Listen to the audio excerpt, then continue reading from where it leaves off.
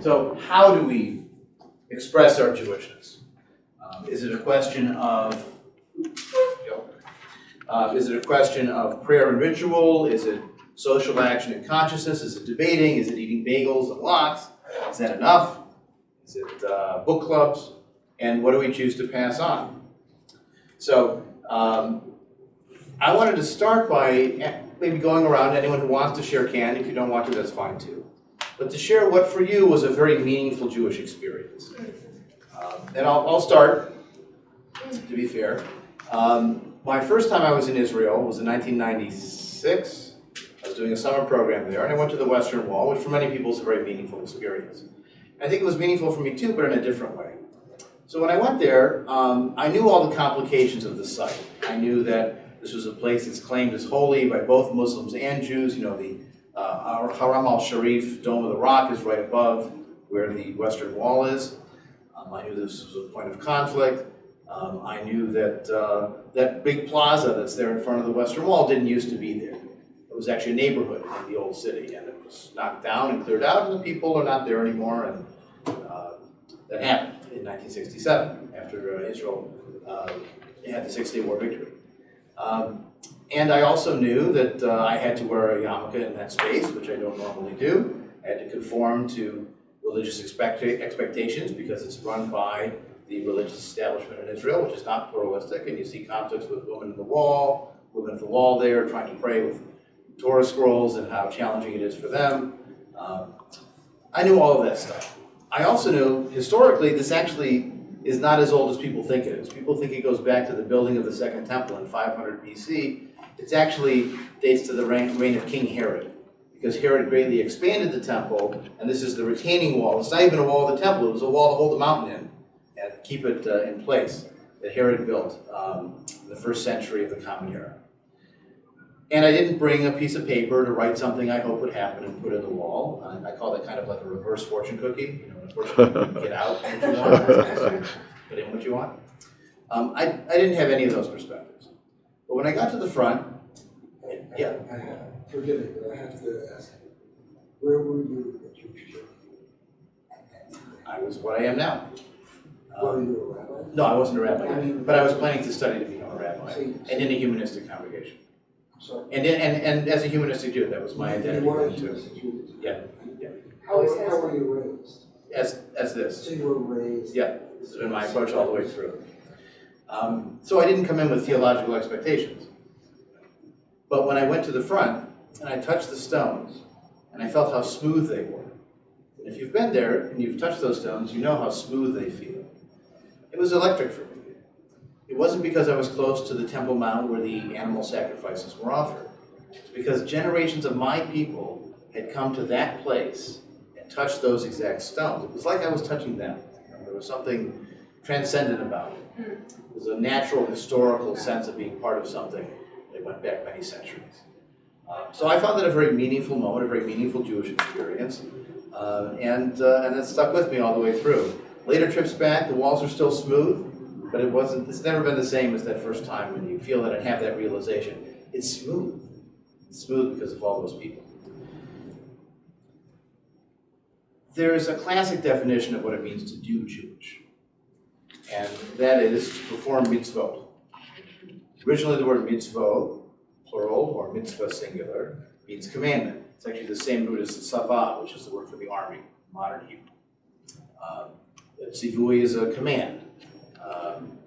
And a lot of the blessings that we would recite for things like lighting Hanukkah candles, like Shabbat candles, would include, thank you God who has commanded us to do so and so.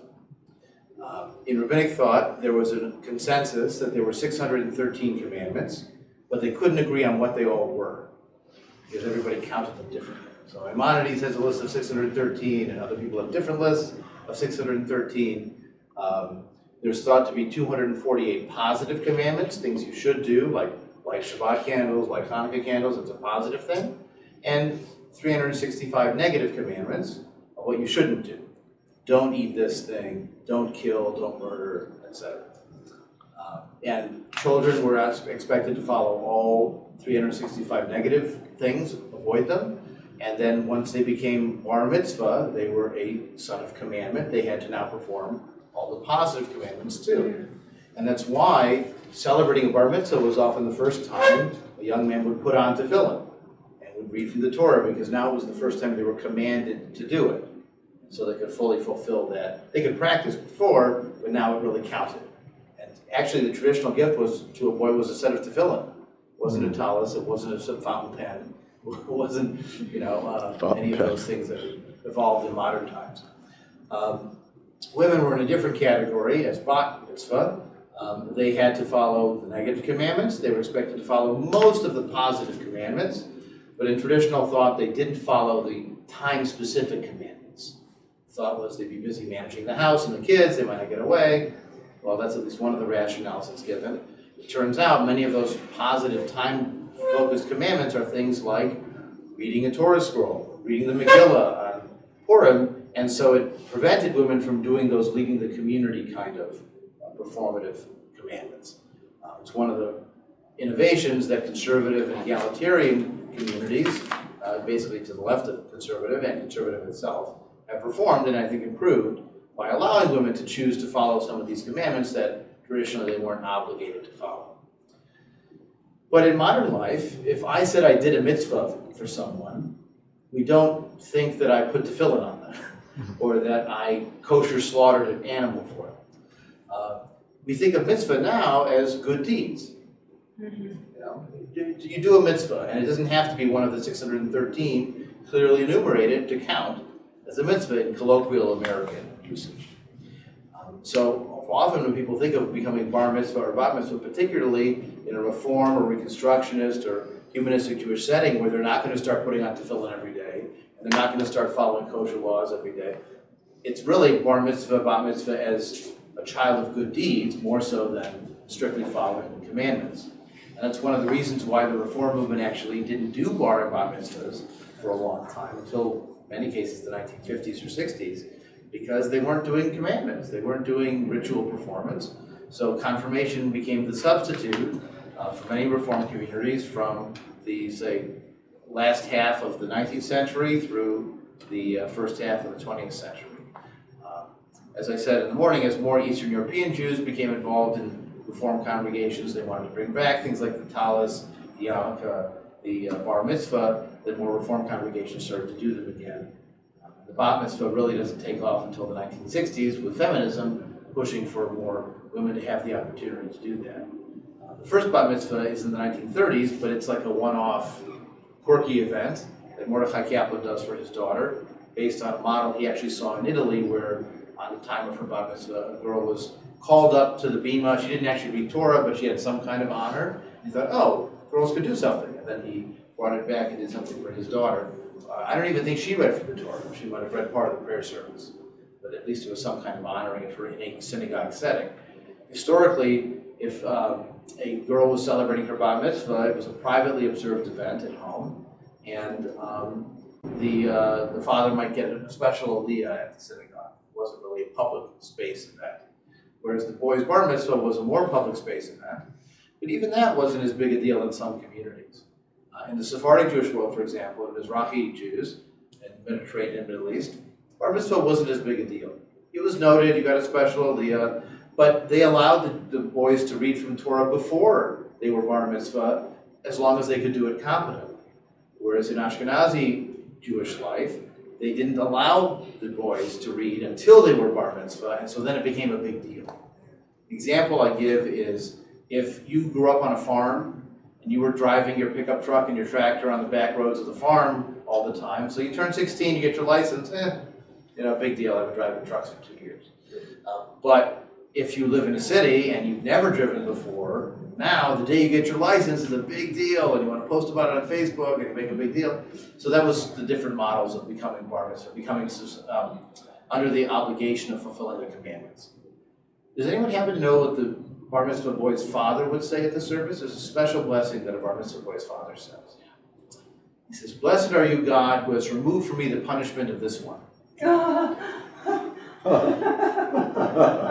That is, when he was a minor, he broke those rules. Guess whose insurance he was on? It was on your policy. You were liable. But now that he's bar mitzvah, for good or for bad, he's going to make a violation. Now it's his own fault, his own responsibility. Because he's a man. Yeah, right. Exactly. And that's still 13. For boys, 13. For girls, 12. That was the traditional definition. But again, the whole concept was commandment, obligation, punishment, reward. And today, when we think of mitzvahs, we think of good deeds, and not necessarily Jewishly defined good deeds. It could be helping someone across the street, or giving to a non-Jewish charity, Amnesty International, you might call doing a mitzvah, even if it's not Jewish focused. Yeah, but a lot of non-practicing Jews approach me for mitzvah as if it's an obligation. If I don't get my kid bar to have the bar mitzvah. To have it. If I don't get them bar, this is the only thing I need to do is get my kids bar mitzvah. This is an obligation and we have to follow through. And then that's it, they're done. Yeah. Well, it's become elevated in importance in Jewish life. Again, in the Mizrahi world, it was a minor deal. It's become more important among Ashkenazi Jews. And in the American setting, it's become like a get out of Jewish education at age 13, go free card. Yeah. There's a phenomenon people describe now called pediatric Judaism, where you get people who experience Jewish life up to age 13 and then drop out and then raise their kids and make them do it up to 13. But I got to quit after my bar mitzvah, so I'm not going to make them do it anymore. It's early parole for everybody. And the problem is you get multiple generations of people who only understand Jewish life up to age 13, and they don't really have a depth of understanding and experience. They haven't, and all that's been done has been what they've been forced to do, not what they've chosen to do. So it's a really problematic dynamic in America. But it goes back a long way. You see reports in the 1910s and 20s of people not joining synagogues and hiring a tutor 6 months before the event who trains the kid how to read Hebrew, and he does his Torah reading in a hotel room, and then they have a party, and that's what people did. The model of having bar mitzvahs channeled through synagogues is something that really took off in the 1950s and 60s as people moved out to the suburbs. They wanted to be part of a Jewish community, so affiliation rates went up. In the 20s and 30s, it was maybe 30% affiliation rate. In the 60s and 70s, in some areas, it was a 70%, 80% affiliation rate. And now we're going back to a lower number, maybe going back to the average. But at that time, people felt they wanted a public event to celebrate and to demonstrate to their world and their parents and their neighbors, the perspective is important, that they did their job. They fulfilled their obligation. They had their kid do the bar mitzvah. And the synagogues sort of collaborated with them on it because that was how they got people in the doors. They created that monster, so to speak. And now they're getting stuck with it because as more people are doing independent bar and bar mitzvahs, or not even doing them at all, now the synagogues are stuck. How do we convince people to come in if the only way we got them before was squeezing as much out of them as we could? I mean, it's really expensive to go through those 4 years leading into a bar or bar mitzvah because that's when they can squeeze you. But it's sort of a chicken and egg. How are you going to get out of that dynamic situation for those synagogues? In the end, bar mitzvah has become symbolic more than content. And you even get non-Jewish 13-year-olds having a big party at that time of their life. They're called a faux mitzvah, F-A-U-X. Because if they're in very Jewish areas, they see all their Jewish friends having these big events, and they're going to all these parties and things, and so their parents feel the need to sort of keep up with the Schwartzes and have a big party for them. They don't have a Torah reading, they don't do the ceremony, but they still have the celebration. Because, you see, originally bar mitzvah or bat mitzvah was a legal concept. It was the age of majority and responsibility. It wasn't an event. So when people talk about having, so you could be a bar mitzvah, which means you are now obligated, or you can have a bar mitzvah, which is the ceremony and the celebration. But those are two very different things. One is an event and party that may or may not have content. The other is a legal category that has some obligation along with it. So you had bar mitzvah a long time ago as a legal concept. The idea of doing a bar mitzvah or celebrating a bar mitzvah is more recent. Look, Maimonides did not have an ice sculpture and a DJ. These are modern features. But he did become bar mitzvah as a legal category. And I'll also point out to people will come to me sometimes at age 14 or 15 and say, well, can I still have a bar mitzvah? The answer is yes, because met the legal qualification. It's like turning 16. You can get your license at 16, or you can get your license at 17, or 18, or 20, or 22, because you're now able to do it. So that's liberating for them. They feel like they missed it because it was just the event at 13, and really the legal category is where it comes from. Of course, we have to realize that most Jews they think there are 10 commandments, and they observe most of them. I find when I ask people to help me list the 10 commandments, like in a classroom setting, everyone forgets adultery. The two they forget are adultery and don't take the Lord's name in vain. So, you can figure out why that might be. Those are less present. But if you ask Jews how many commandments are there, most of them wouldn't realize that traditionally there were 613, and they wouldn't necessarily know what those included. A lot of them are about ritual purity for the priests to offer sacrifices to the temple. They're not all love your neighbor. They're not all leave the corner of the field for the widow and the orphan. Some of them are, and some of them are very ritually focused, temple focused, priestly purity focused. If you actually read through a list of all 613, it's a really interesting document of what the rabbis felt was important. But it might also be an interesting document to explore what you find resonant out of that. I sometimes will describe a humanistic Jewish or cultural Jewish identity, or for that matter, a modern Jewish identity, as being the inheritor of a tremendous treasure trove of values and culture. Some of it is wonderful and beautiful. You want to take it and use it in your house right away. Some of it is old and musty and from a past generation. Maybe it doesn't work for you. And some of it might work for you, but it requires some new framing to it, or a new picture frame, a new memory book, something. It's all yours, that inheritance, but your house is still your house. You still get to make your own choices in terms of what you use and display where. So if you look through that list of, Maimonides has a list of 613 that you can find online very easily. Read through and count how many would still apply to you, and how many wouldn't, and how many you agree with, and how many you might find problematic.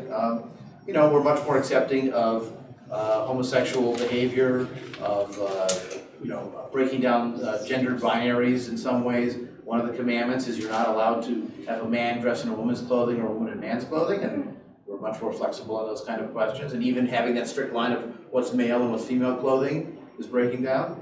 It's like in toy stores now. Some parents say, why do you have to call this a boy's toy or a girl's toy? Why don't you just have toys and people can choose? I had someone complain once online, why my daughter wants to wear overalls. They don't have any overalls in the girls section. Someone said, well, if you want to make the overalls girls' clothes, buy the overalls and put them on her. And then they'll become girls' clothes. It's that easy. Don't listen to the lines. So, again, our values have evolved and changed from when Maimonides made that list, or when the Torah was written, when the rabbis began this whole process of defining mitzvot. So part of our challenge now, as the heirs to this, is to decide how do we live our life by these values, and how do we choose among these values what we think is most important. Let me open up the screen again, because this will get into our movement's definition of what counts as doing Jewish things and where we might find Jewish values.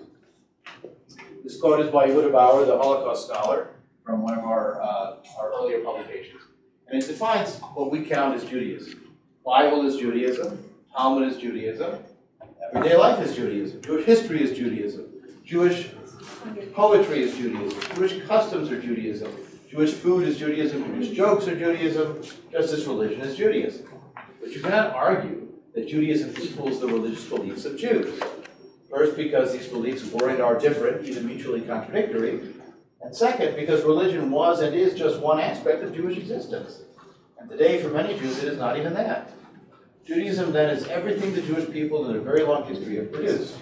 Judaism is Jewish civilization. Judaism is Jewish culture. This is very similar to the Reconstructionist movement's approach of Judaism as a civilization. This is the first reading on the packet for the afternoon, if you want it on paper. So all of these are routes to connect to Jewishness, to Judaism, and some of the lessons we'll learn will be similar and consistent, and some of them we will disagree with. Again, there are parts of the Talmud that are wonderful and inspiring, and there are parts that are problematic, and we've evolved beyond it. So, in terms of choosing how to live one's Jewishness and perform Jewish deeds, here are a couple examples of surveys that represent the diversity of Jewish practice. So in Israel, these are only focused on people who call themselves secular Jews. But these are things that they report doing. Among Israeli secular Jews, about a quarter of them reported attending synagogue on one of the high holidays. What kind of synagogue? Well, in many cases, they would go to an Orthodox synagogue.